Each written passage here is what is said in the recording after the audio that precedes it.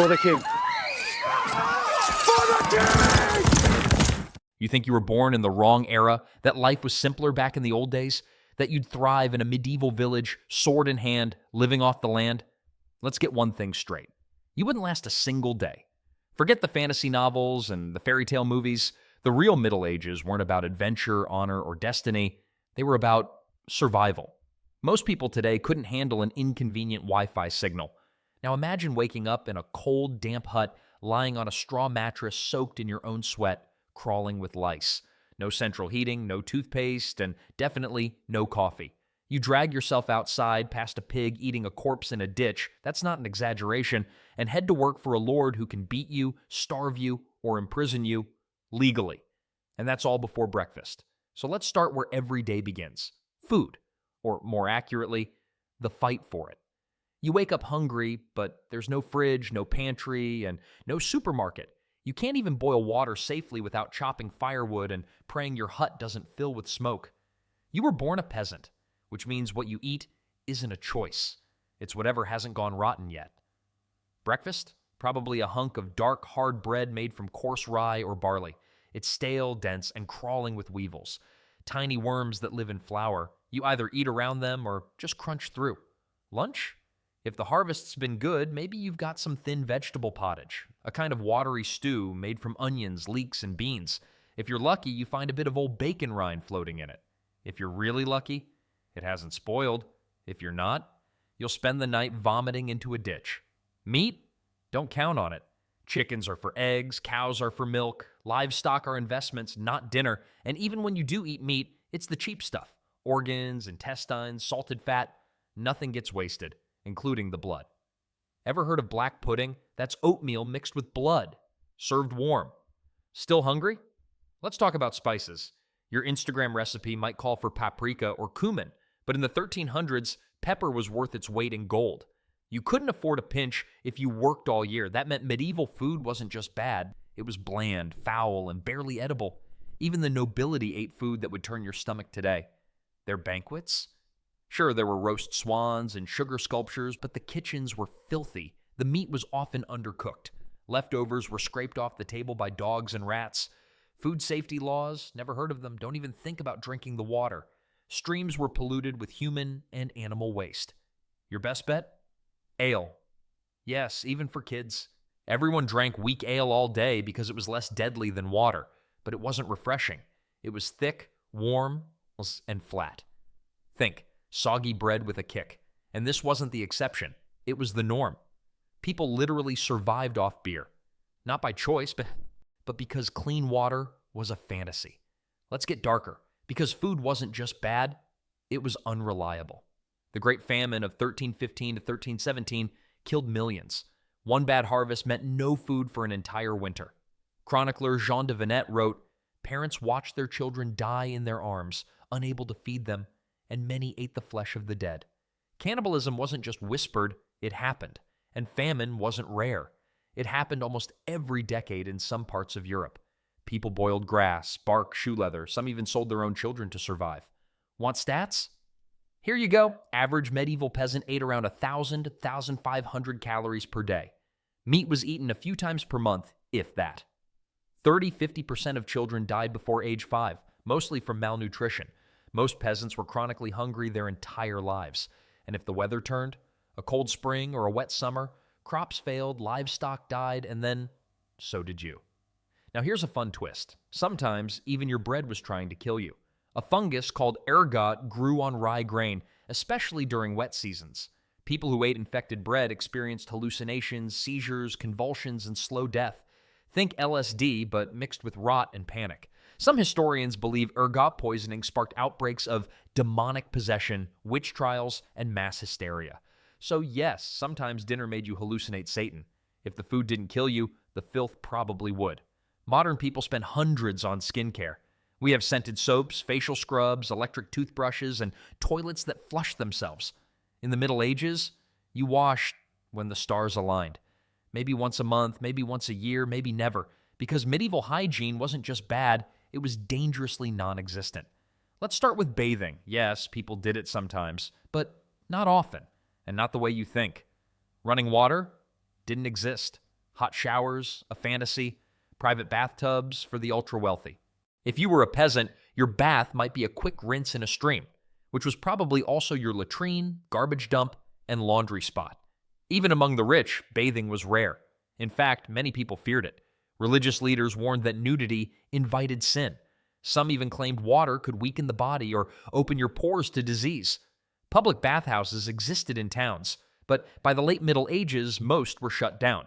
Not because they were unsanitary, but because they were often fronts for brothels.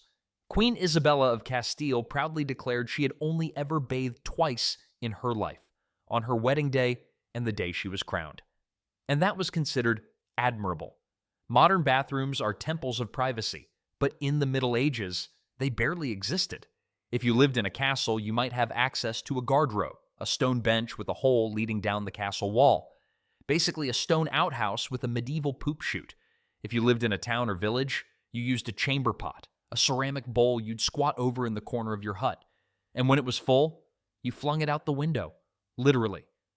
Gardaloo was a warning shout. It meant someone upstairs was about to toss a bucket of human waste into the alley. No sewage system, no sanitation workers, just raw waste flowing through the streets, along with pigs, dogs, and rats. Toilet paper hadn't been invented. Most people wiped with rags, hay, moss, or their own tunic. Some just used their hand. And that's assuming you bothered to wipe at all. Deodorant? Non-existent. Perfume was reserved for the elite. Most peasants just smelled like manure, smoke, and sweat. All day, every day. You worked 12 to 16 hours in the fields, came home covered in grime, then collapsed in the same clothes you wore all week. You didn't have a closet full of outfits. Most people had 1 or 2 garments, total. They weren't washed often, if ever. Clothes were made of rough wool or linen, which absorbed sweat and never dried fully. Over time, your body wasn't just dirty, it was rancid. You weren't alone in your filth. You shared it. Fleas, lice, and bedbugs infested every layer of medieval life. Your hair? Crawling your mattress? Infested your clothes, a habitat? Combing your hair? That wasn't for style. It was for lice control. The church even banned bathing during Lent in some areas because it was seen as vain. So during the coldest, dampest time of the year, when disease spread most easily, people skipped the one thing that might have helped. Let's talk about health, or lack of it. With no hygiene and no sanitation, illnesses spread with terrifying speed. You didn't know what germs were. No one did. Disease was blamed on sin, bad smells, or witches. During the Black Death, entire cities were wiped out. Up to 60% of Europe's population died in just a few years. Bodies piled in the streets. Cart drivers yelled, "Bring out your dead!" And nobody knew why it was happening. Doctors wore plague masks with long beaks stuffed with herbs because they thought good smells could stop bad air from killing you. It didn't work. Toothaches? There were no toothbrushes. Maybe you rubbed ashes on your teeth or chewed herbs, but most people just let them rot until the pain was unbearable, then had the tooth yanked out with pliers. No anesthesia, menstruation, no pads, no tampons, just rags which were washed and reused. Women were told their periods were a form of spiritual impurity. In some places, menstruating women weren't allowed to attend church. Showers per week now, 5 to 7. Showers per week. Then, 0. Toilets, none toilet paper, invented 500 years later. Hand washing, rare to non-existent average life expectancy. How 35 years. So when you sigh because your hot water runs out or complain about weak soap scent, just remember, in the Middle Ages, your scent was a warning sign. And if you were unlucky, that smell meant you were already dead. You've eaten your wormy bread, you've endured the stench. Now it's time to work. But not a modern 9 to 5 with coffee breaks and motivational posters. In the Middle Ages, work was not a career, it was a sentence. There were no resumes, no promotions, no dreams of getting ahead. You were born into labor, and you died in it. Let's get one thing straight. Over 90% of people in medieval Europe were peasants. That's right. Forget knights, nobles, or monks. You were probably tied to the land as a serf. A serf wasn't quite a slave, but close. You didn't own your house or your tools or the fields you plowed. The local lord did. And for the privilege of living on his land, you owed him your time, your sweat, and often your dignity. A typical day started at dawn and ended at dusk, 12 to 16 hours of nonstop physical labor, 6 days a week. You farmed with primitive wooden tools, heavy iron-tipped plows if your village had one, but usually just a hoe and brute force. You turned soil, dug ditches, hauled water, fed animals, chopped wood, and harvested by hand. Rain or shine. Summer or winter. Sick or injured. Too bad. You still worked. Forget recess and math class. If you were born in the 1300s, by age 6 or 7, you were working. Little boys herded sheep, gathered firewood, fetched water from muddy rivers. Girls helped in the kitchen, spun wool, carried younger siblings, and worked the fields. Childhood wasn't a phase. It was just training for hardship. Let's say you weren't a farmer. Maybe you were a blacksmith, cooper, or tanner. Congratulations. You still worked sunup to sundown, bent over a fire, or ankle-deep in urine-soaked hides. Tanners were especially unlucky. They softened leather by soaking it in human waste. That was the job, and it paid terribly. Blacksmiths inhaled smoke and sparks all day. Burns, crushed fingers, blindness, common. And before you became skilled, you were an apprentice. That meant giving years of your life to a master, living in his home, following orders, and working for no pay. Most apprentices were beaten, overworked, and poorly fed. You didn't graduate, you just aged into a slightly better form of servitude. Women didn't get a break either. They worked the fields alongside men and then went home to cook, clean, spin, sew, raise children, and tend animals. And they did it all while pregnant, repeatedly. A typical medieval woman gave birth to 6-10 children over her lifetime. Many of them died. She kept working anyway. Childbirth itself was incredibly dangerous. There were no trained doctors, no anesthesia, no clean conditions. Many women died in labor. Some children were born already dead. And still, the next day, the family went back to work. What about weekends? Not a thing. Sunday was for church, and even then, the church often expected labor afterward, cleaning the chapel, gathering alms, building roads. Holidays? Yes, technically there were feast days, but most people still worked parts of them. And if you didn't hit your work quota for the Lord, feast day or not, you were punished. Modern job got health insurance. In the Middle Ages, getting injured on the job was often a death sentence. Broke a leg? You're crippled for life. Lost an eye from flying forged slag? Too bad. Back pain? You worked through it or you starved. There were no doctors, no workers' comp. You couldn't sue your lord. You couldn't quit.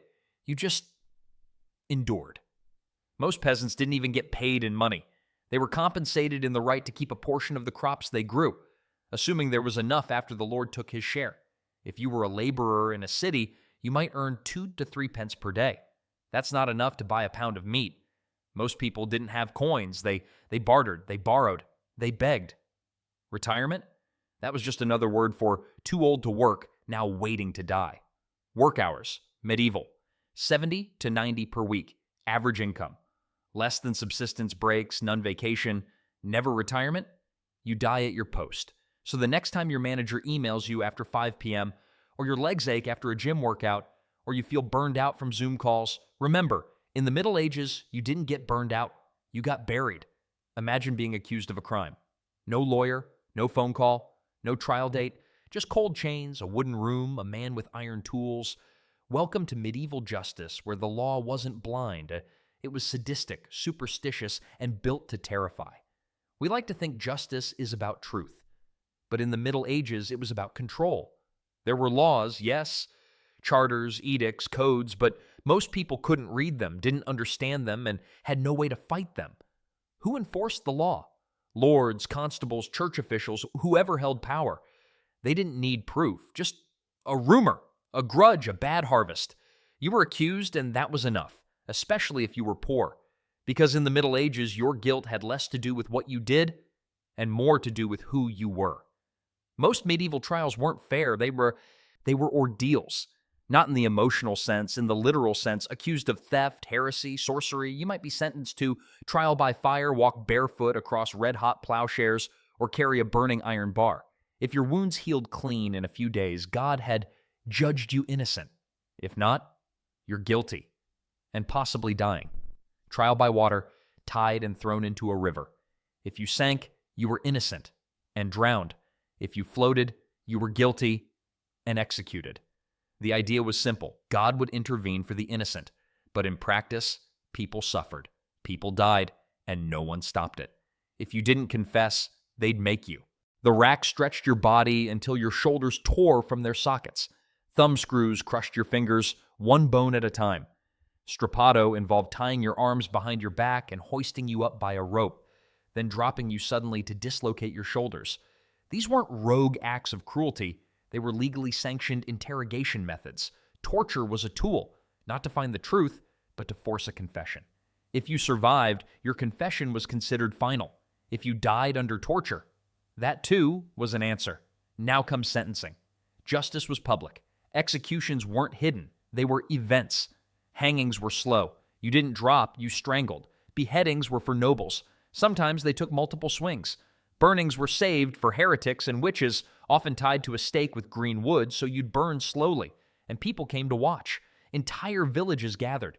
Parents brought children. Vendors sold food. It was equal parts terror and entertainment. This was the point: to make an example. To show that disobedience meant pain. To show that the law wasn't just final, it was merciless. Here's the thing. Rich people didn't face the same justice. If you were a noble, you might be imprisoned in a tower suite or pay a fine or invoke the benefit of clergy. That was a legal loophole. If you could read Latin scripture, you were tried by the church, not the state. That meant lighter sentences and zero torture. Could you read? Congratulations, you just avoided burning. Everyone else? Into the fire. Think this only happened to murderers? Think again. Steal bread? You could lose a hand. Lie? Your tongue could be nailed or cut out. Argue with a guard? Branding, whipping, adultery, public shaming, forced penance, naked parades. Even gossiping could land you in the stocks, locked in place for days while people threw rotten food, or worse, at you. Your body was a billboard. Scars were the state's graffiti. Presumption of innocence, no right to defense, only if you were rich. Common evidence? Rumors, superstition, torture, execution methods, hanging, burning, beheading, stoning, trial duration, sometimes just hours. The law wasn't about truth. It was about control, fear, silence. It kept peasants obedient, women invisible, outsiders expendable. And it didn't care if you were innocent. It cared that you stayed in line. So when someone today says they'd rather live in a simpler time, ask them this. Would you survive a justice system that doesn't need evidence? Would you survive a world where pain equals guilt? Would you survive a whisper that turns into a death sentence? Because in the Middle Ages, the court didn't need proof, just rope.